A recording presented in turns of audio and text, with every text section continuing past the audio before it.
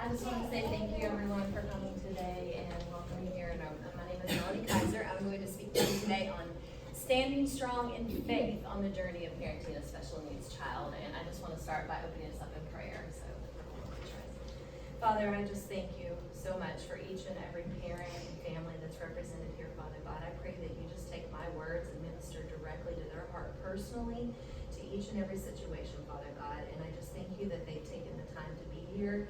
I thank you for each and every person who has just volunteered their time to put this together, Father.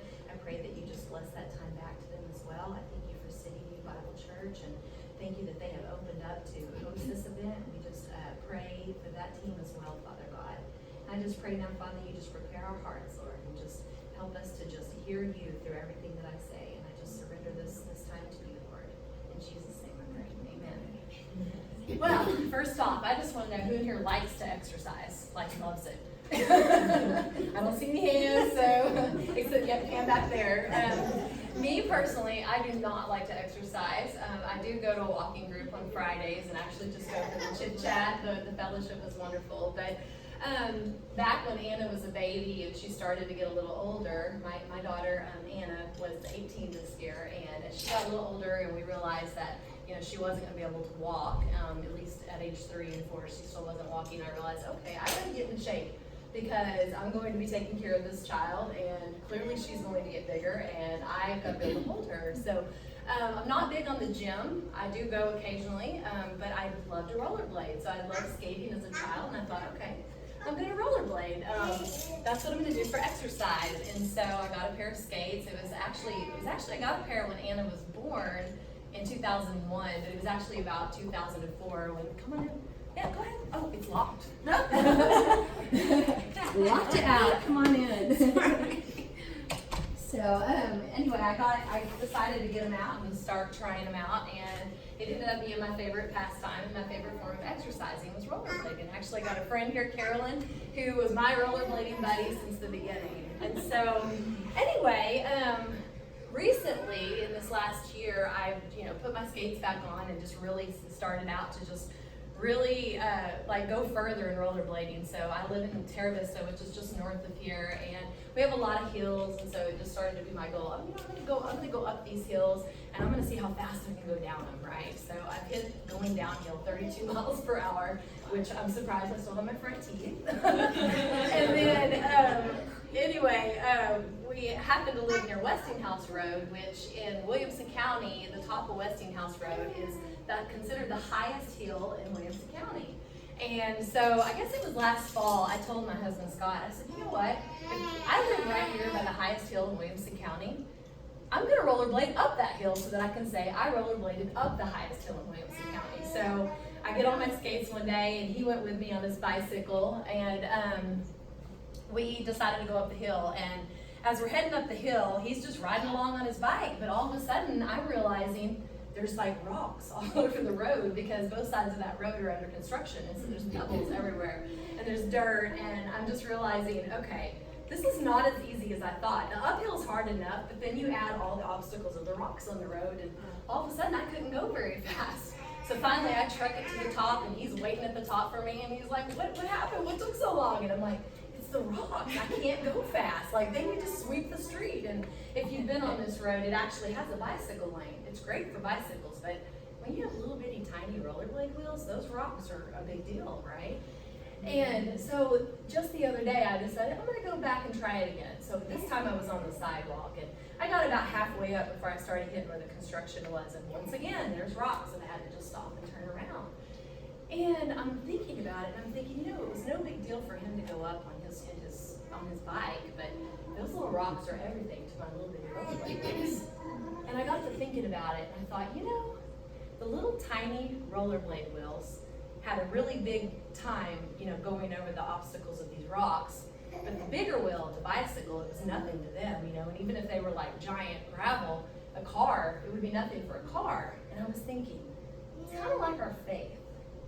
In our faith, when we are young and we've just come to know the Lord, our faith is undeveloped, it's immature, and so it's small, and when you have something small, everything like a little pebble is a big deal.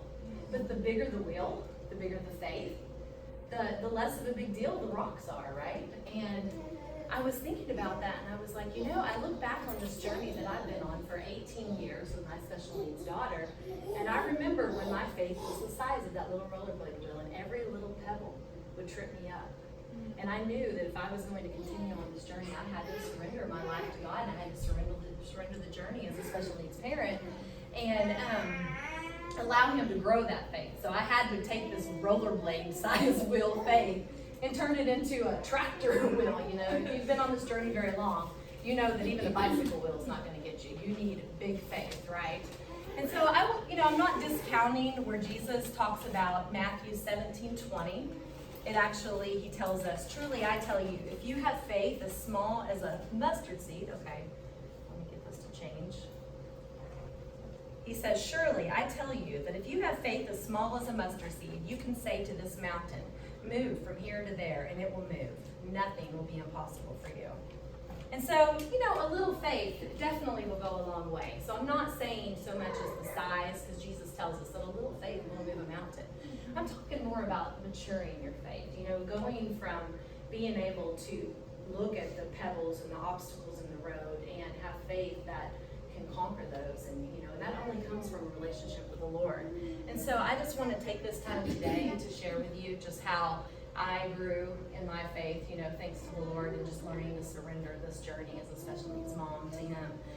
So Anna was born in 2001. She is the second of my 4 children. I had just graduated from college. I had my daughter in the back, Morgan, when I was just 19. So it took me a little bit longer to get through school, actually 7 years. And just to get a bachelor's degree, I should be a doctor. But anyway, so we had decided in my final year of college to go ahead and have another baby. And so we got pregnant in the fall of 2000, and then Anna was due in June of 2001. So I graduated in May. Anna walked the stage with me in utero. And I went in, actually, I had a normal pregnancy, which I didn't have anything to be concerned about. I didn't know there was going to be anything wrong with Anna. And I went in to have her, and they actually did induce me because I had gestational diabetes. And so they were actually afraid that she was going to be big from the gestational diabetes. And so they did schedule an induction at 38 weeks. And so I go in to have her, and she was born a whopping 6.1 pounds. So she was not big. She could have used a couple of extra weeks in the uterus.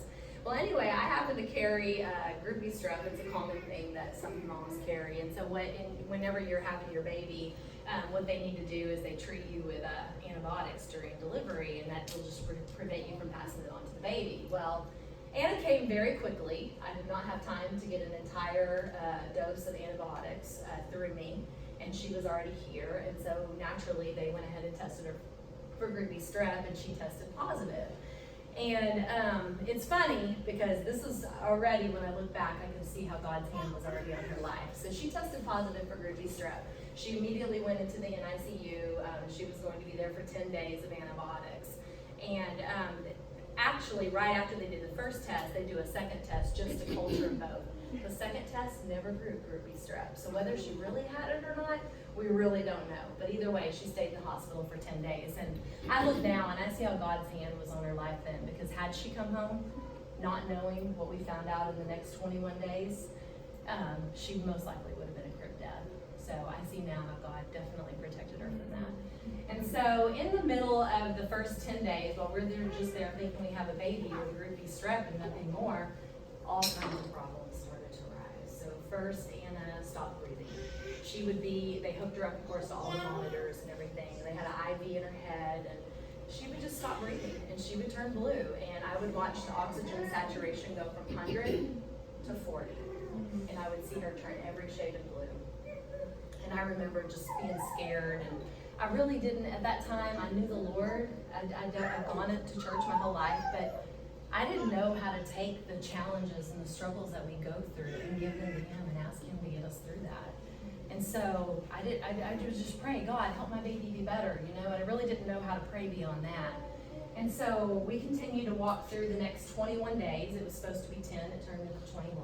And in that time, Anna was diagnosed with a seizure disorder, severe sleep apnea, acid reflux disease, and I'm trying to remember. We left the hospital on 5 different medications, and at this time now, looking back, it's a blur of medications. I can't even remember what they were all for. But after 21 days, they finally said, okay, we think she's stable enough. We can send her home, and we're going to have her on an apnea monitor. She must wear it 24/7. And so back then, it's like a VCR, if you remember VCR. And it comes in this bag, so now you have a baby carrier, and you have a VCR to carry on your arm too. And we took her home with a laundry list of medications, problems, and they're like, good luck. And I go home to begin life with a baby that I really don't know what's wrong with. It became very clear I was going to start a job like we had originally planned. It was now full-time stay-at-home mom with Anna. And I remember the first few months just praying, God, please just let this all end. I pray that she'll just breathe. Just help her just breathe. That was really all I could do was just pray, help her breathe. Help her not turn blue in the night. And I was always afraid I would sleep through the apnea monitor. Oh no, you're not sleeping through that anymore. If you've ever had a baby on one, it is louder than a smoke detector. It's the loudest thing ever. So we did not sleep through it. In fact, we got woke up just about every single night to Anna turning blue during the night, and it would just be a matter of shaking her, sometimes holding her, walking through the house, keeping her upright. Well, along with that, of course, she had the problem of the reflux, and so a little bit bigger the more she ate.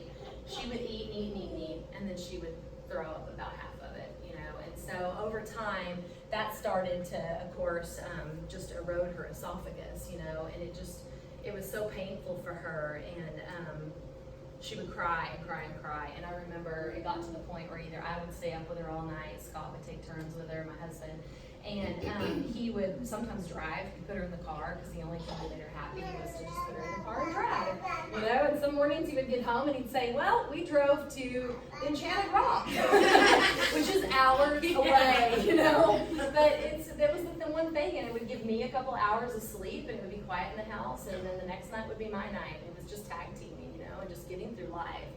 And I just remember I would just go to the Lord and say, God, why? Please tell me, what do I do with this? I don't know how to handle this. And then finally at 4 months old, Anna started actually having seizures. So at birth, she just had seizure activity, but then we started to see the manifestation of seizures. And so at that point, we went back to the Children's Hospital, and I'm kind of the take charge kind, the two of us, he's the nurturing of Anna, and I walk in the room and I'm like, this is what we're going to do. So I said, we're not leaving here today until we know what's wrong with our baby. There is no way that we have this baby that has this long list of problems without some kind of core problem. And so I want answers. And I don't know what kind of doctor you need to bring into the room, but just bring them in here. And so they called in a genetics specialist. And she checked us into the hospital and she said, all right. She wrote out all these orders for all this blood. And it took an entire 12 hours of drawing blood every 2 hours from a little tiny baby, 4 months old, who also had super tiny veins, to get all of the blood. And finally the next day about noon, she's like, okay, I think we got the blood. We're going to send it off to be tested and I'll be in touch with you. And then a few weeks later, we get a call and she calls us into her office and she says, your baby has a condition that is so rare, it doesn't have a name other than its genetic term. And we're like, what's that? She said, it's called monosomy 1p36. Okay, great. What's that mean? And she said, well, what that means is she is missing a segment of her chromosome number 1. Okay, most people are like, what's a chromosome, right? Scott's like, what's a chromosome? Well, fortunately, I hated science. So in my last year of college, I took my freshman biology because I didn't want to, I waited until the very last, and I'm like, okay, I still got this one science credit I have to get to graduate, which actually turned out being a blessing because I had a biology teacher that was passionate about biology. And I knew what a chromosome was. I said, I know this. Like I'm in class. And I said, and she said, explain it. I'm like, well, your chromosomes are where your genes are. And you have your set of your chromosomes in every cell of your body. And she's like, that's right. And I'm like, can't you just put the missing piece in there? No, you can't. So our bodies are made up of billions of cells. And in every single cell is a copy of all of our chromosomes. And in every single cell of Anna's body, that piece was missing.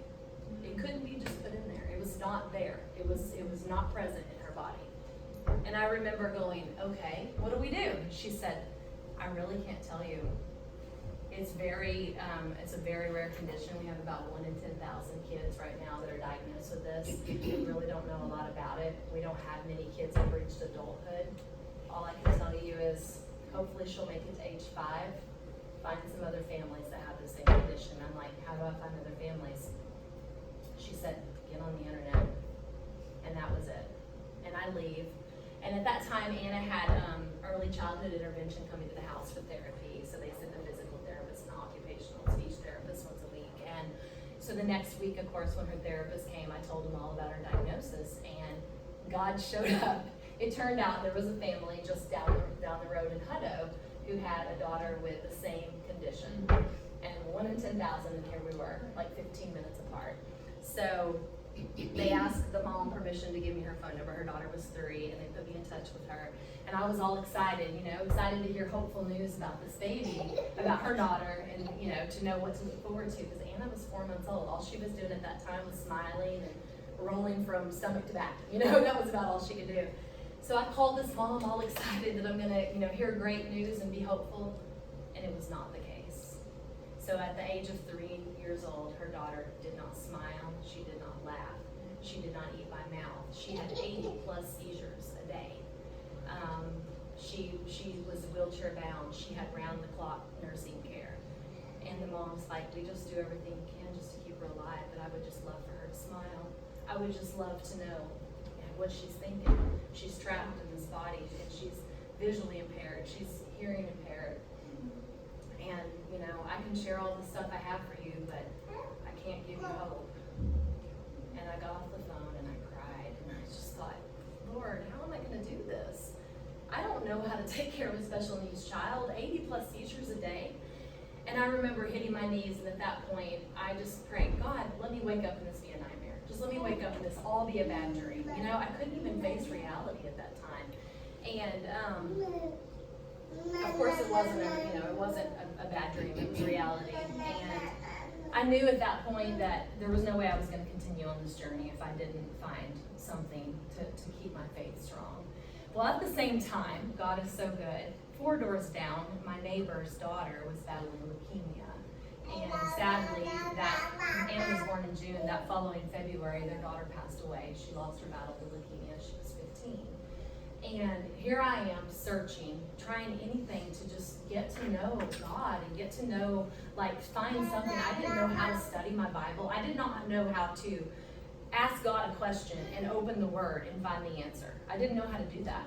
And I didn't know where to start. And so here's this mom, 4 doors down, and watching her with her daughter with leukemia. And then they, of course, lose their daughter. And we went to her funeral service on Friday.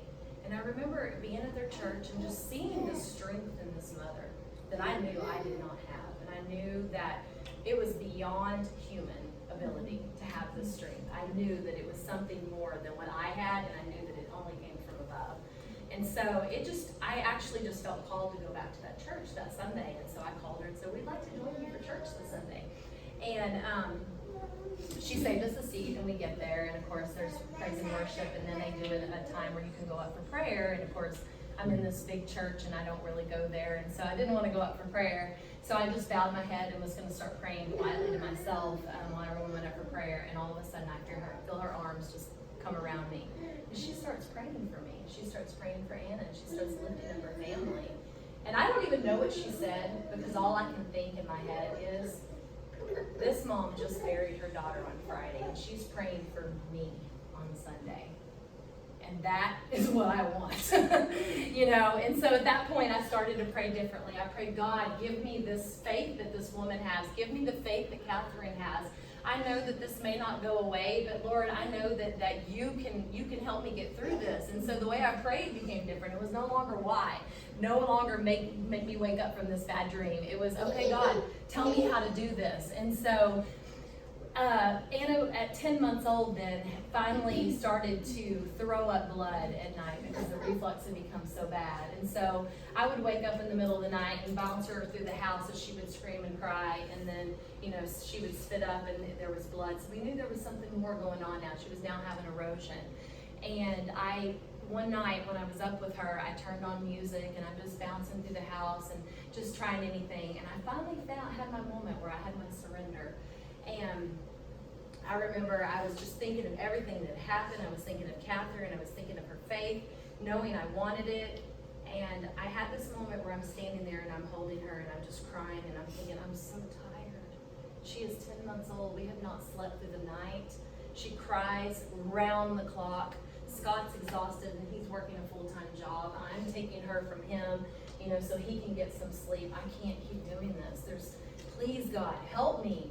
And I remember I'm bouncing her and I'm thinking about the mom, and I just had this moment where literally I'm crying, and I just got down on my knees and I laid her down on the floor and I just cried and I said, God, I don't know what to do, and I just give her to you right now. And if you'll tell me what to do and you'll help me along this journey, then I'll do it. And I'll trust you, God, the whole process. I'll trust you every step of the way. And I sat there just crying, and I remember she got really quiet. And I felt God just come over me and just wrap around me. And I picked her back up and I held her in my arms, and it was just like he just held me.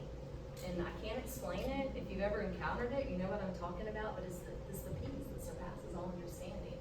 As I sat there, and I remember he just been holding me, and I knew everything was going to be okay then. And I can't explain how, but it was like all the anxiety and the worry and everything, he just took it. And he told me, in that moment, it was just like he just said, if you'll just trust me and you'll be faithful, I'm going to get you through this. And it was a turning point for me, because it's not that the road got easier. It's not that the pebbles got smaller. In fact, they got bigger. But all of a sudden, I knew that he was going to get me through it. And so I started then thinking, God, why did this happen? What is it about this what have I done something? Like, I get it. I want to learn. If there's a lesson I need to learn from this, is it some of my sin? Because I have plenty of sin. We all do. And but I started to be able to ask him a question and find the answer in the Bible. And so the first question, of course, I asked is the question that was really common, when people had disabilities back in Jesus' time, and it was, whose sin was this?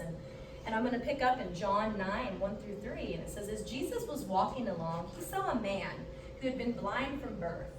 Rabbi, his disciples asked, why was this man born blind? Was it because of his own sins or his parents' sins? And Jesus answered, it was not because of his sins or his parents' sins. This happened so the power of God can be seen in him. And in other versions it says, so the glory of God can be seen in him. And so I had a question, and I got an answer, and at that moment I had a decision to make. Was I going to have the faith to choose to glorify God even in this? And I answered yes. I laid her down, he comforted me, and I said, okay, God, use this, and I will glorify you. I will give you all glory for getting me through whatever this road looks like. And I just gave her to him that day. And like I said, I felt the peace that surpasses all understanding. And from then on out, things continued. We had surgery after surgery and obstacle after obstacle, but I felt that comfort from God, and it's something that only God can give. You can't get it from any human. You can't get it from, any feel-good self-help book. It only comes from God. And, I found that peace and that comfort in him. And like in 2 Corinthians 1:3, it says, God is our merciful Father and the source of all comfort. And so I just made a decision that I was going to walk in that faith. I was going to stand strong in it, and I was going to go to the Lord for comfort, no matter what the circumstances brought. And so that's what we did. We moved forward, Scott and I, and we just decided to just develop and mature our faith. In 1 Peter 5:7-10, it says, give all your worries and cares to God, for he cares about you. Stay alert. Watch out for your great enemy, the devil. He prowls around like a roaring lion, looking for someone to devour. Stand firm against him and be strong in your faith. Remember that your family of believers all over the world is going through the same kind of suffering that you are. In his kindness, God called you to share in his eternal glory by means of Christ Jesus. So after you have suffered a little while, he will restore, support, and strengthen you. And he will place you on a firm foundation. And I knew that's what I wanted, was a firm foundation in faith. And so I'm just going to use the rest of the time to just share with you in hopes that you can leave here and grab hold of that faith too. foundation as well. So I'm going to start by just taking a few of the definitions of faith. So I looked up faith in Merriam-Webster, and I'll give you guys a second just to read over that. And the three definitions that actually I think worked the best for me are, number one, belief and trust and loyalty to God. And the scripture that supports that is Isaiah 26:3. It says, "You will keep in perfect peace those whose minds are steadfast, because they trust in you." The second definition is complete trust. And in Proverbs 3:5, it says, "Trust in the Lord with all your heart and lean not on your own understanding." And then the third definition, something that is believed, especially with strong conviction. And in Hebrews 11:1, faith is the substance of things hoped for, the evidence of things not seen. And so those are just a few of the definitions, and that really just describes, the faith that I'm talking about right here today. And so what does that exactly look like? Well, I'm going to share what it looks like in my life, and it may be different for you, but basically your faith is walked out in three different ways as a parent of a special needs child. And I mean, this goes for our typical children as well. But first, number one, you must have a firm foundation of faith. Believe and trust in God. And that comes first and foremost. That becomes before your marriage relationship, your parent-child relationship, your relationship to your own parents, grandparents, siblings. First, it's you and God. Number two, the marriage relationship, if you're married. And number three, the parent-child relationship. So now I'm going to tell you guys a little bit about what that looks like in each situation. So, a firm foundation of faith, belief and trust in God. So in 1 Peter 5:10, as I had said before, it says, "He will restore, support, and strengthen you, and He will place you on a firm foundation." And then in 2 Timothy 2:19, it says, "Nevertheless, God's solid foundation stands firm, sealed with this inscription: The Lord knows those who are His, and everyone who confesses the name of the Lord must turn away from wickedness." So I bring this to your attention just to stress the fact that our relationship with the Lord is the most important relationship in our lives. Like, at the end of the day, when we stand before Him, it's us and Him. Everything else, that we are His children first and foremost. It's personal, it's dependent. I start each day, and as a parent of a special needs child, I know someday your day starts before you're ready to wake up. Mine would start with a seizure. Mine would start with a screaming child. So it doesn't always start with this perfect quiet time in the morning where we get up and sit outside and watch the sunrise with our hot coffee. No, many times it's waking up to the sound of a crying child and saying, "God, get me through this day. I love you, Lord," and running to them. I mean, some days that's all you got. And maybe later in the day you might find time, but no matter what, it's personal, and we've got to just remember to start each day just thanking Him for that day, thanking Him for the journey that you're on. And it's important to remember that before we are daughters and sons, sisters and brothers, wives or husbands, or even a special needs parent, we are children of God. In Galatians 3:26, it says, "For you are all children of God through faith in Christ Jesus." And so that comes first. We're His children, we're His kids, and He's going to get us through this. Jesus is our daily bread. Like, walking through life with Him and turning to His scripture for the food for our souls to get us through the difficulties. That's where it comes from. It's not going to come, like I said, from any self-help book or any other relationship. It's only going to come from Jesus. And that starts with surrender. And so surrender was what happened the night in the living room when I laid Anna down. So when you surrender, you give your life to the Lord. You give whatever the situation is. In this case, being a parent of a special needs child, that means that you give up your job as a special needs parent and you say, "God, I surrender it to you. I'm going to steward even this well." Because everything we're given, regardless if it's a joyful circumstance or suffering, we're called to steward it. And the way that we steward it is what brings God glory. I mean, it's easy to glorify Him in the happy stuff, right? It's easy to say, "I got a raise, to God be the glory." But I'm a mom of a special needs child who had 20 seizures yesterday. To God be the glory. That's a little hard, right? So that's where it comes from, is that surrender. And in Matthew 16:24, Jesus said to His disciples, "If any of you wants to be my follower, you must give up your own way. Take up your cross and follow me." And so that's what I did that night in the living room, is I took up my cross. I laid her down. I said, "Okay, God, you tell me what to do, and I will do it." And I laid her down. And then finally, it's obedience. So Jesus said in John 14:23, if anyone loves me, they will obey me. And then my Father will love them, and we will come to them and live in them.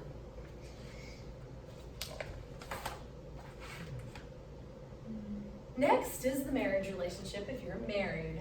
And so I actually have seen this diagram several times, and I decided to use this one today. So the way it looks is you have the wife on the left, the husband on the right, and God at the top. And as you can see, the further that the husband and the wife are from God, the further they are from each other. But as the wife moves closer to God and the husband moves closer to God, they naturally join closer together. Just acknowledge that your marriage is God's first. It must be God-centered, not child-centered. It's easy to get focused on your special needs child and put all the focus there, but at the beginning of the day and the end of the day, it's between you and the Lord. So it's important that it's God-centered. And you must have a strong devotion to the Lord. You know, when you're devoting your life to the Lord, the obstacles and the pebbles in the road, you know, it's easier to get through them because humans are going to fail each other. We can't find our strength from each other. Our strength comes from the Lord. And so I just encourage you to do that. And in testing times, you know, your faith is going to be your anchor that's going to hold you together. And so I think I put it up there already. Hebrews 6:18-19. It says, we have run to God for safety. Now his promises should greatly encourage us to take hold of the hope that is right in front of us. This hope is like a firm and steady anchor for our souls. And so when it's tough and, you know, when you're weary, when your spouse is weary, that's where your faith anchor comes from. So today is Saturday, I guess it was Wednesday, I was rollerblading, and here I had already, you know, thought of the story and telling the story about the pebbles, and God took it a step further. So I'm rollerblading, and I decided to take this new path, and of course in our neighborhood we have all of these sprinkler systems that are on automatic timers, and you know, I've kind of learned the path I typically go on. I know how to avoid the sprinklers, but I got this idea to take a whole different sidewalk that I've never gone on. And I'm going along, and I get to the spot where the sprinklers had just gone off, right? And I mean, they weren't going off anymore, but the sidewalk was wet. And so I'm just trekking along, and you know, when you rollerblade, you move in and out. And I hit the wet sidewalk, and I thought I was going to wipe out. So my foot completely just slides, you know? And I didn't fall, thankfully, because I'm a little bit old now, and it hurts to fall. But as I was sitting there and passing through the water going, man, that really almost took me out, I had this thought. And when I'm rollerblading, I'm always looking down at the sidewalk because I have to constantly be aware of like what's in front of me. I have to watch for every little stick. If there's like a part where the sidewalk has come unlevel, oh my. I mean, if you hit just an unlevel sidewalk, even at a little bit of a crack, and Carolyn knows this, you will wipe out. And so it dawned on me that when I'm rollerblading, I'm always looking down. But like, once again, the bicycle, the car, when you're in something with bigger wheels, you're not looking down, you're looking up. And so I just say that, you know, that's part of how faith grows, because when your faith gets stronger, you're not always looking down at the obstacle in front of you. When something comes, it can be a boulder.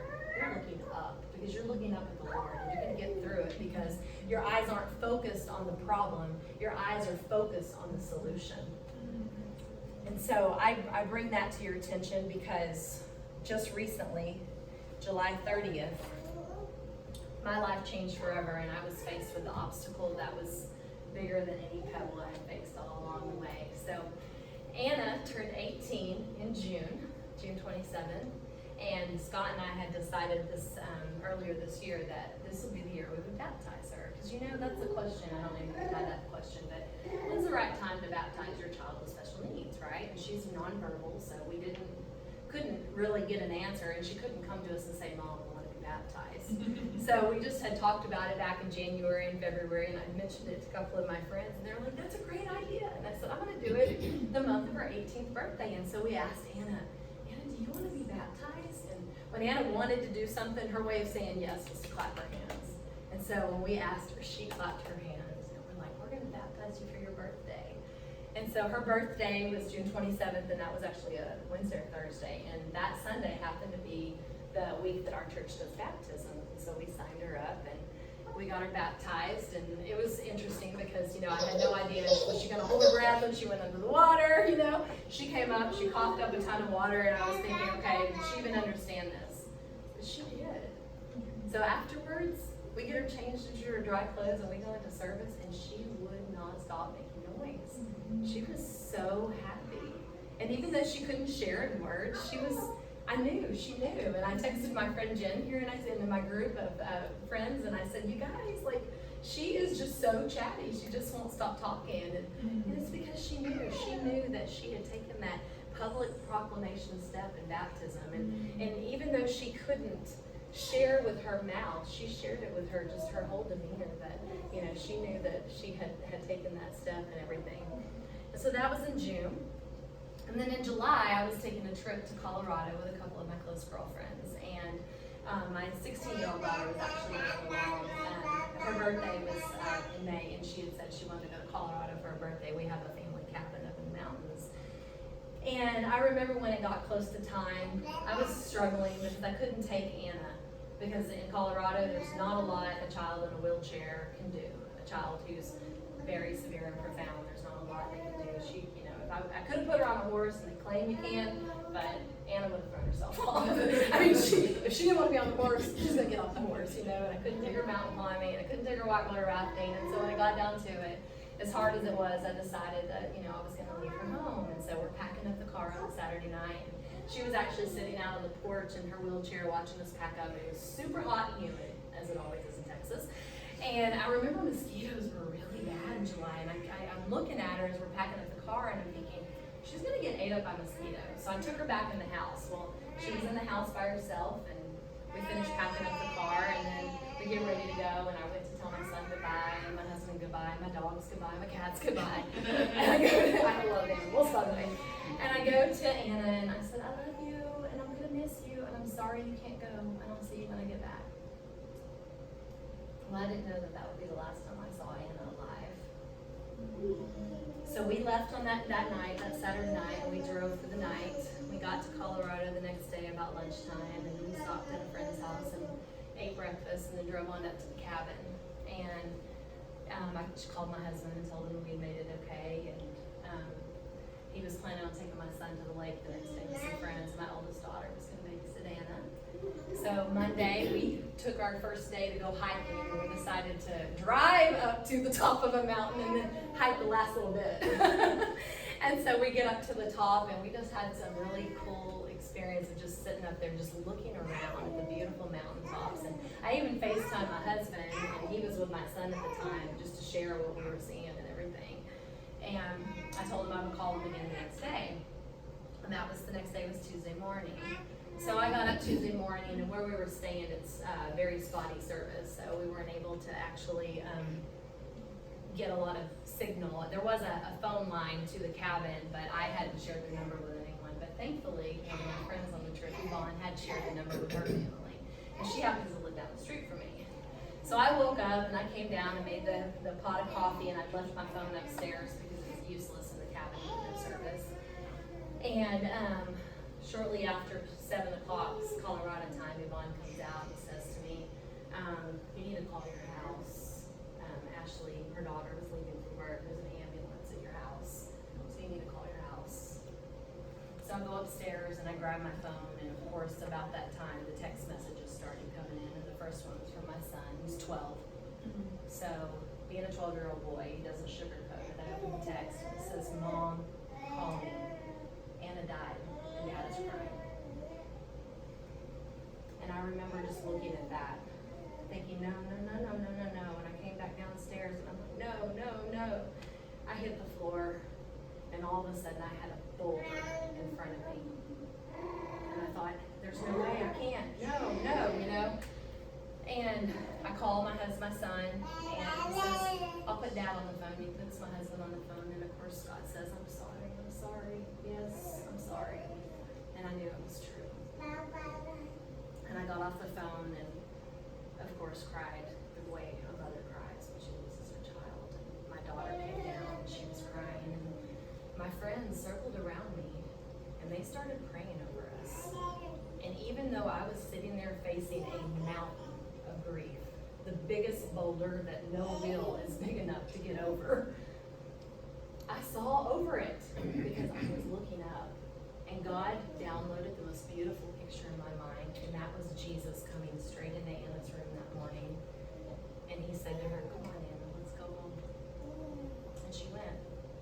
And even though I'm facing grief and I knew that I had a mountain in front of me that I now had to climb, I had my eyes on the Lord. And so I was able to see over it. And now, that's the journey I'm on.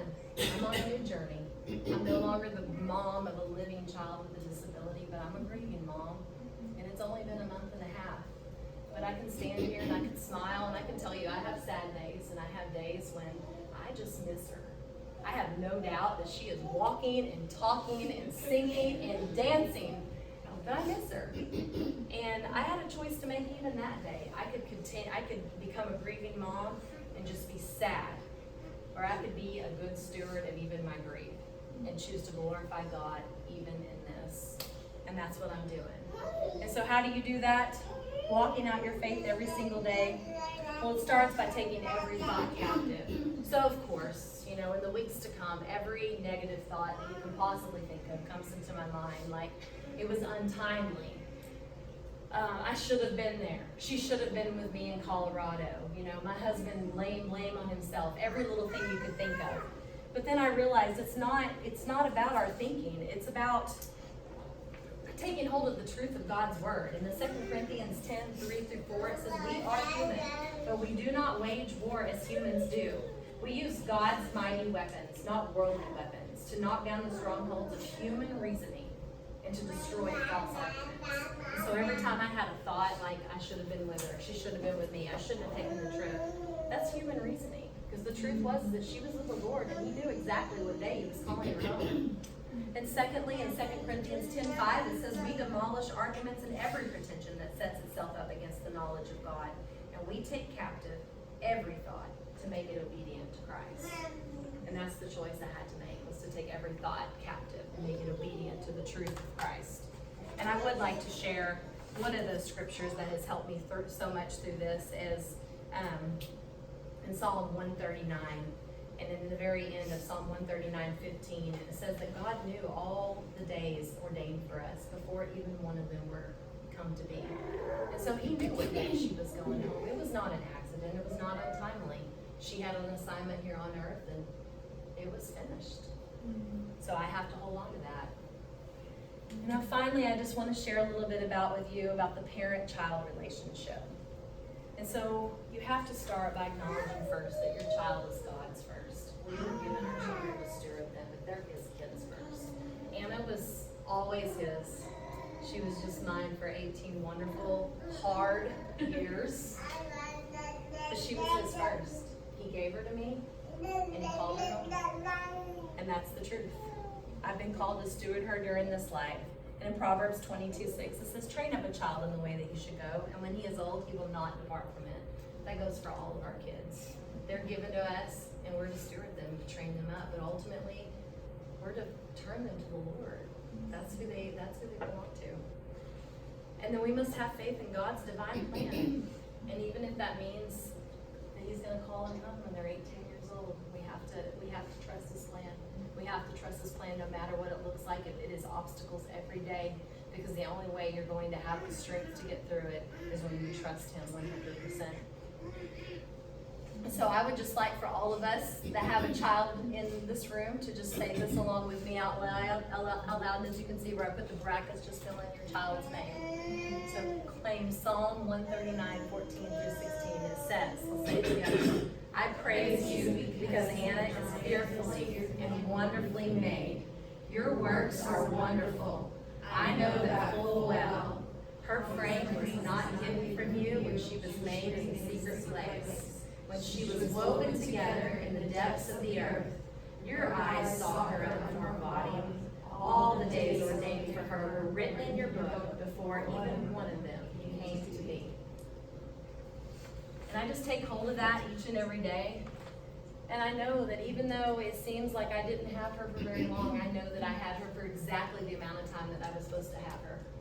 And that's the only way I can stand here and put a smile on my face today, because tomorrow I still gotta walk in an empty room. And so I just want to share a picture of Anna with you, of course. That is my beautiful blue-eyed Anna. And I would like to finish by just sharing a couple of the scriptures that I found helpful along the way, and just kind of what a faith conversation looks like. So I remember when Anna was diagnosed, the doctor actually said, her condition, it's just a mistake in nature. That's what he said, Like, the chromosome just didn't form, and it was just a mistake in nature. Okay, to be told that your child is a mistake in nature, you can't hold on to that. But the truth was Psalm 139, 13 through 15. For you created my inmost being. You knit together in my mother's womb. I praise you, for I am fearfully and wonderfully made. Your works are wonderful, and I know that full well.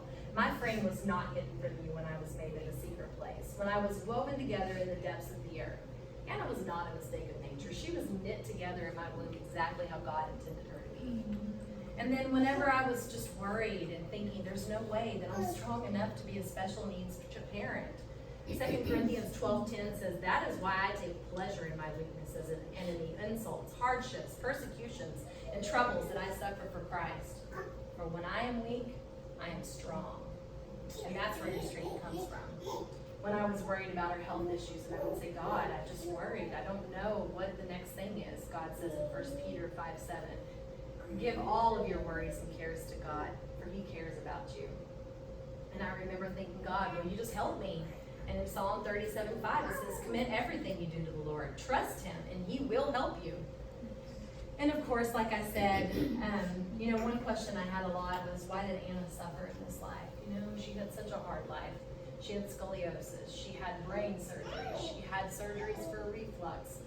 I can't even at this point think of all the surgeries, and it just seemed like it was such a hard life. But like I said, once again, it's Psalm 139. Romans 8:17 through 18 says, since we are his children, we are his heirs. In fact, together with Christ, we are heirs of God's glory. But if we are to share his glory, we must also share in his suffering. Yet what we suffer now is nothing compared to the glory he will reveal to us later. And now Anna is walking in that glory for all of eternity. 18 years of suffering is nothing compared to the glory of eternity. And then finally, how do I know that Anna is in heaven? John 3:16. For God so loved the world that he gave his one and only Son, that whoever believes in him shall not perish but have eternal life. And so I am so thankful to know that Anna is in heaven with him. And it's going to be a long wait until I get there with her.